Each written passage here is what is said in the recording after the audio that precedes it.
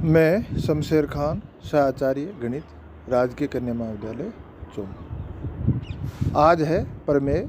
किसी वलय आर का प्रत्येक विभाग वलय r/i आर का समाकारी प्रतिबिंब होती है तथा आर की प्रत्येक गुणजावली एक वलय समाकारिता की अष्टी होती है।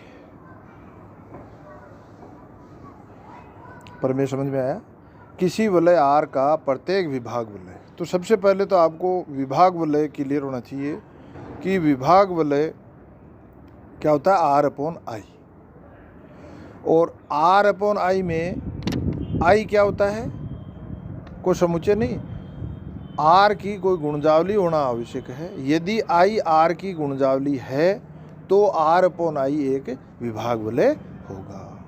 और r/i में अवयव कैसे होते हैं?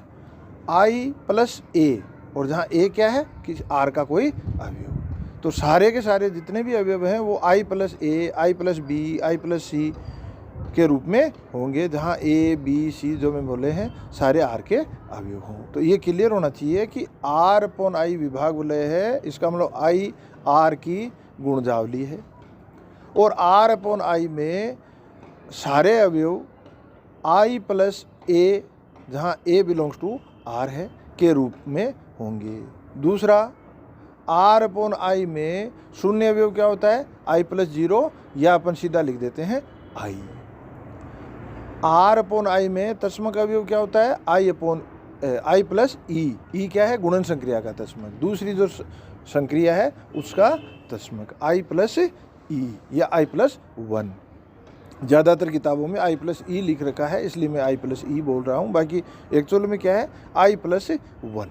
i + 1, 1 क्या है? गुणन संक्रिया का तस्मक। तो शून्य अवयव i + 0 या i, तस्मक अवयव i + e या i + 1। कुछ भी जो भी लिखा हुआ है कंफ्यूज नहीं होना है, पहली बात तो ये।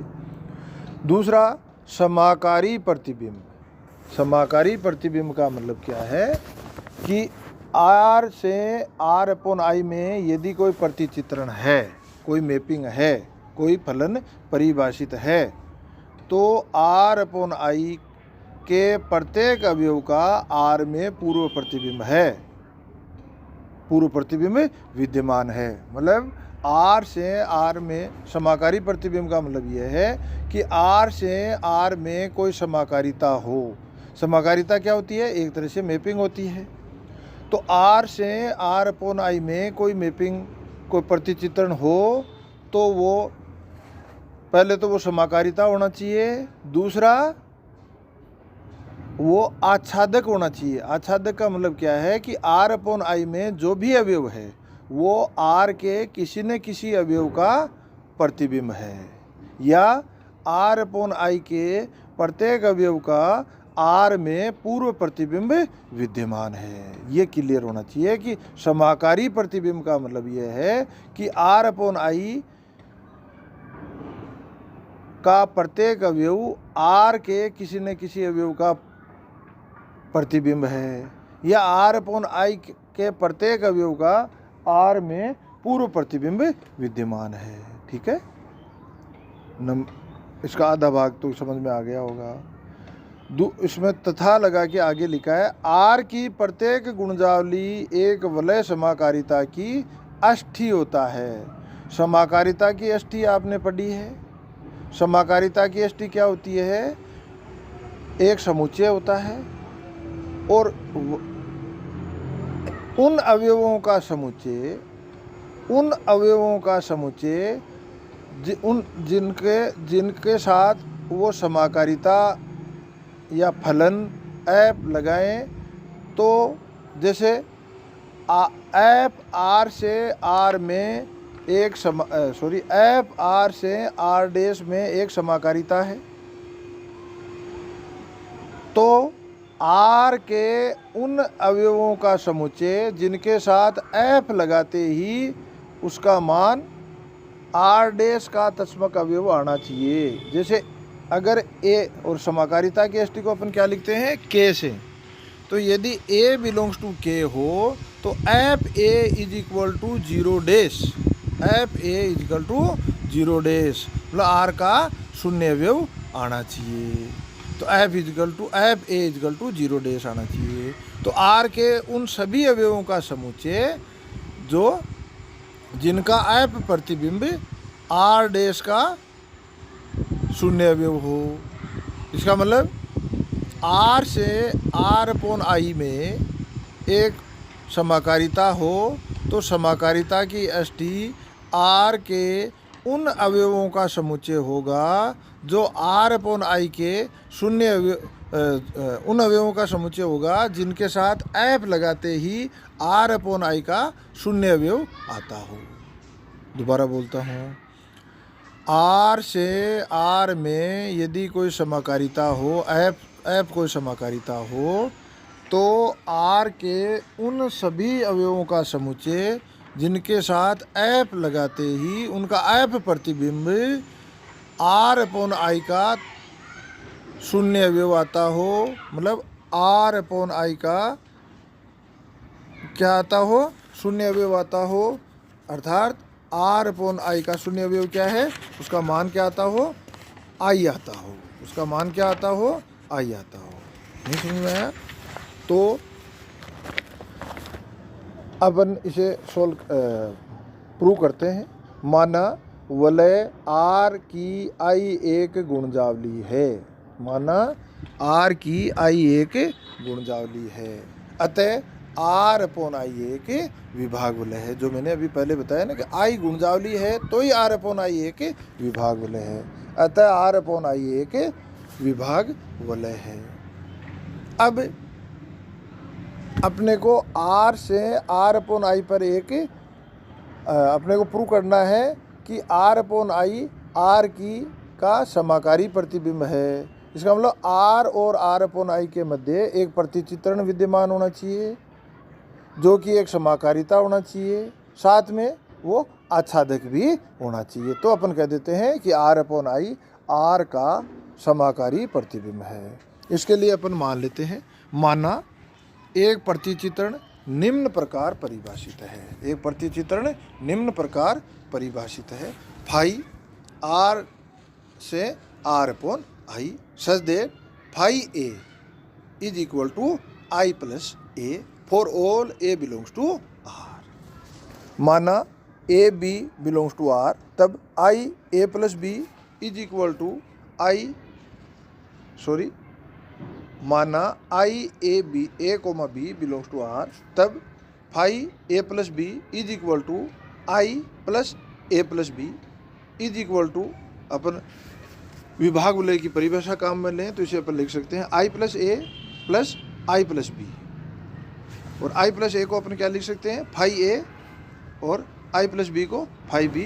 तो इसका मान हो जाएगा phi A plus phi B, तथा phi A dot B is equal to I A dot B is equal to I plus A dot I plus B is equal to phi A dot phi B. तो ये दोनों चीज़ अपने को मिल गई। तो ये समाकारिता की परिभाषा है। यदि कोई प्रतिचित्रण समाकारिता हो तो उसकी परिभाषा अपन ने पढ़ रखी है, वही अपन ने प्रूव किया है। फलतः फाई वलय आर से आर अपॉन आई में एक समाकारिता है, एक समाकारिता है। और अब चूंकि अपन आर अपॉन आई में अवयव कैसे हैं, कहाँ से प्राप्त होते हैं? आर के ही अवयवों से प्राप्त होते हैं। इसका मतलब आर अपॉन आई में कोई अवयव है वो आर से ही प्राप्त होता है। इसका मतलब आर के प्रत्येक अवयव के लिए आर अपॉन आई में आर अपॉन आई में जो अवयव प्राप्त होते हैं वो किस आई प्लस आर का अवयव, तो आर के ही अवयव से प्राप्त होता है। इसका मतलब आर अपॉन आई में जो भी अवयव आएगा वो आर के ही किसी अवयव के कारण आएगा। अर्थात अपन लिख सकते हैं for all I plus A belongs to R upon I there exist A belongs to R such that phi A is equal to I plus A. इसका मतलब क्या हो गया कि आर अपॉन आई में जो अवयव है वो आर की वजह से, आर के ही किसी अवयव की वजह से है। इसका मतलब आर अपॉन आई में कोई अवयव है वो उसका पूर्व प्रतिबिंब आर में विद्यमान है, देन फाई आच्छादक है। अतः आर अपॉन आई एक समाकारी प्रतिबिंब है। तो अपन ने एक प्रतिचित्रण लिया, उसे समाकारिता प्रूव किया, साथ में उसे आच्छादक प्रूव किया। तो अपन कोई समाकारिता यदि आच्छादक समाकारिता हो तो सामने जो जहाँ पर मतलब आर से आर अपॉन आई पर यदि कोई समाकारिता है और वो आच्छादक समाकारिता है, इसका मतलब आर अपॉन आई आर का समाकारी प्रतिबिंब है। अब अगला भाग इसका प्रूव करते हैं। समाकारिता 5 की एसटी की परिभाषा। तो समाकारिता 5 की एसटी की परिभाषा क्या होगी? आर के वो सभी अवयव जिनका प्रतिबिंब आर अपॉन आई का शून्य अवयव हो। तो के एसटी को क्या लिखते हैं? Capital K. तो K is equal to A such that A belongs to R and phi A is equal to I. मतलब के में अवयव होंगे आर के और उनको उस फलन के साथ लगाते ही उसका माना जाना चाहिए आई। आई क्या है? आर अपॉन आई का शून्य अवयव है। इज इक्वल टू ए, और जहाँ ए क्या है? ए बिलोंग्स टू आर, और phi A is equal to I का मतलब phi I plus A. Phi A का मान क्या है? I plus A. तो I plus A is equal to I. तो और इससे I plus A is equal to I, तो मैंने बार बार आपको बता रखा I plus A is equal to I है, इसका मतलब ए बिलोंग्स टू आई है। तो ए ये समुच्चय क्या हो जाएगा? जिसमें अवयव है ए, और ए किसका अवयव है? आई का अवयव है। इसका मतलब क्या हो गया? ये समुच्चय किसके बराबर हो गया? आई के बराबर हो गया। तो के इज इक्वल टू आई। फलतः आर की प्रत्येक गुणजावली समाकारिता की अष्टी होती है। समाकारिता की अष्टी होती है।